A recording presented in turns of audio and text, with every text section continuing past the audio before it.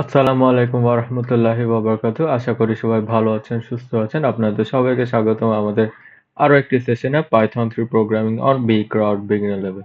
আজকের সেশনে আমরা সলভ করছি প্রবলেম 1146 এবং আজকের সেশনের টাইটেল হচ্ছে গ্রোয়িং সিকোয়েন্স। তো চলুন শুরু করা যাক। Your program must read an integer x indefinite times. The program must stop when x is equal to 0. For each x, print the sequence from 1 to x. এখানে আপনারা একটু খেয়াল করেন, এখানে যেহেতু বলেছে indefinite times, এর মানে পুরো প্রোগ্রামটা হবে একটা while লুপের ভিতরে, এবং x এর ভ্যালু যদি 0 হয় তাহলে while লুপ থেকে আমরা ব্রেক করে ফেলবো। এবং লাস্টে যেটা করব সেটা হচ্ছে 1 থেকে ওই নাম্বার পর্যন্ত আমরা প্রিন্ট করব। সাথে এখানে প্রত্যেকটা নাম্বারের পর আমাকে একটা স্পেস দিতে হবে, one space between each one of this number. এখানে একটা নোটিশ দিয়েছে, please be careful, do not leave any space after the last number, otherwise you'll get এই প্রেজেন্টেশন এরর, যেটা আমাদের আগের প্রবলেম 1145 এ বলা ছিল না। তো এবার একটু দেখেন, আমি এখানে 5 ইনপুট দিয়েছি, আমি 1 থেকে 5 পর্যন্ত প্রিন্ট করেছি, 10 দিয়েছি, 1 থেকে 10 পর্যন্ত প্রিন্ট করেছি, 0 দিয়েছি, কোনো কিছু প্রিন্ট হয়নি।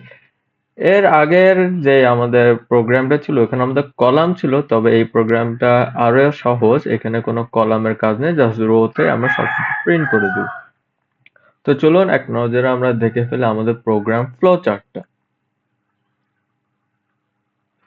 সো আমি সবার আগে একটা while লুপ তৈরি করব। while লুপের ভিতরে আমি একটা ইনপুট রিড করব, এবং ওই ইনপুটের ভ্যালু যদি x হয় তাহলে আমি লুপ থেকে বের হয়ে যাব। সো আমি আগে এই পার্টটুকুটা করে ফেলি। ওকে, সো এবার আসি while true x equals to int, input নিয়ে নিলাম, যদি x এর ভ্যালু equals to 0 হয় তাহলে কি হবে, while লুপ থেকে ব্রেক করে গেল। এতটুকু পার্টস। সেকেন্ড পার্টে আমি দেখি এই output equals to MT string, এটাতে আমি পরে আসতেছি, আমি সবার আগে আসি আমাদের ফর লুপে। ফর লুপে যেটা হচ্ছে আমাদের এই 1 থেকে ওই নাম্বার পর্যন্ত ইটারেট করতে হবে। সো আসি আমরা ফর I ইন রেঞ্জ, কি হবে, 1 থেকে ওই নাম্বার পর্যন্ত প্লাস আমাকে একটা 1 দিতে হবে। দেওয়ার পর আমি এখন কি করবো, এই নাম্বারটা আমি প্রিন্ট করতে চাই। সো প্রিন্ট আমি দিলাম হচ্ছে I। সেভ করে দেখি আমাদের কি অবস্থা হয়। আমি যদি 5 দিই, হ্যাঁ 1 থেকে 5 পর্যন্ত প্রিন্ট হয়েছে, কিন্তু এটা কি হয়নি, এটা রোতে প্রিন্ট হয়নি, এটা কলাম ওয়াইজ হয়েছে। তো এটাকে যদি রোতে করতে হয় তাহলে দেখি আমাদের কি করতে হবে, এর পাশে একটা আমাদের এমটি স্ট্রিং প্লেস করতে হবে এবং এরপরে সবগুলো প্লেস করতে হবে। সো তাহলে আমরা যেটা করতে পারি, আমরা একটা ভ্যারিয়েবল ডিক্লেয়ার করি, আউটপুট ইকুয়ালস টু, আমরা এখানে যেটা করব সেটা হচ্ছে i কে বসাবো, i বসালাম, প্লাস আমরা একটা এমটি স্ট্রিং বসাবো যেটা একটা স্পেস হিসেবে কাজ করবে। এখন একটা প্রবলেম হচ্ছে, এই i হচ্ছে ইন্টিজার ভ্যারিয়েবল, আর এই যে ইনভার্টেড কমার মধ্যে যে স্পেস, এটা হচ্ছে একটা স্ট্রিং। সো এই আইটাকে আমাদের স্ট্রিং বানিয়ে ফেলতে হবে। তো str দিয়ে এটাকে আমি স্ট্রিং বানিয়ে ফেললাম, এই স্ট্রিং হয়ে গেল, গুড। তো এবার যেটা করতে হবে, এর পর পর খালি একটা একটা করে অ্যাড করতে হবে। সেটার জন্য আমি যেটা করলাম, আমি এখানে প্লাস ইকুয়ালস টু স্ট্রিং দিয়ে দিলাম। এবার আমি যেটা করব, প্রিন্ট আউটপুট দেবো, দেখি আমাদের কি হয়। আমাদের এখন একটা এরর এসেছে, বলছে আমাদের output is not defined. So এটার জন্য আমরা যেটা করতে পারি, আমরা হচ্ছে আউটপুট আমরা উপরে একটা এমটি স্ট্রিং হিসেবে দিয়ে দিতে পারি, বাট এখানে কোনো স্পেস কিছু নাই। এবার আমরা দিয়ে দেখি 5 1, ফার্স্টে প্রিন্ট হচ্ছে 1, যেটা হচ্ছে এখানে i এর ভ্যালু হচ্ছে 1। এরপর যেটা হয়েছে, i এর ভ্যালু হচ্ছে 2। সো 1 ছিল, একটা স্পেস, স্পেসের পর এই i এর ভ্যালু 2 হয়ে 2 যোগ হয়েছে। ঠিক এভাবে করে 2 3 4 5 পর্যন্ত প্রিন্ট। এখন আমি তো এইটা চাচ্ছি না, আমি জাস্ট ফাইনাল ভ্যালুটা চাচ্ছি। ফাইনাল ভ্যালুর জন্য আমি যেটা করতে পারি, এই আউটপুটটাকে আমি ফর লুপ থেকে বের করে ফেলি। দিয়ে এটাকে আমি কি দিব, রান দিয়ে আবার আমি এবার 5 দিই। তো আমি একবার আমার যেটা দরকার সেটা পেয়ে গিয়েছি। এবার আমি যদি এখানে 10 দিই, 10 0 দিলে এটা ব্রেক হলো।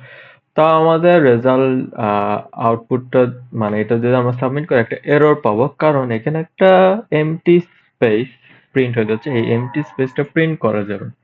তো এটার জন্য আমরা যেটা করব, আমরা এখানে একটা থার্ড ব্র্যাকেট দিব, শিফট কোলন দিব, -1 দিব। এর মানে হচ্ছে এই আউটপুটের ভিতর যা আছে তুমি সব প্রিন্ট করো লাস্টের এলিমেন্টটা ছাড়া বা আইটেমটা ছাড়া। এখন এখানে লাস্টের এলিমেন্ট বা আইটেমটা কি, সেটা হচ্ছে এই এমটি স্ট্রিংটা।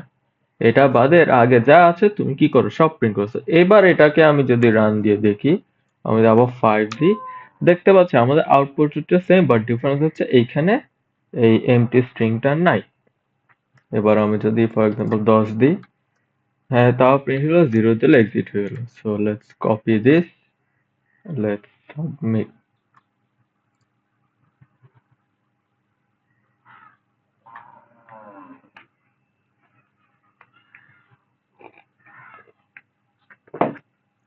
ওকে, এটা অ্যাকসেপ্টেড হয়েছে। আচ্ছা আমরা একটু দেখি, যদি এটা আমি না দিতাম তাহলে কি হইতো। এডিট এন্ড সাবমিটে যাই, এটা আমি আবার কপি করি, পেস্ট করি।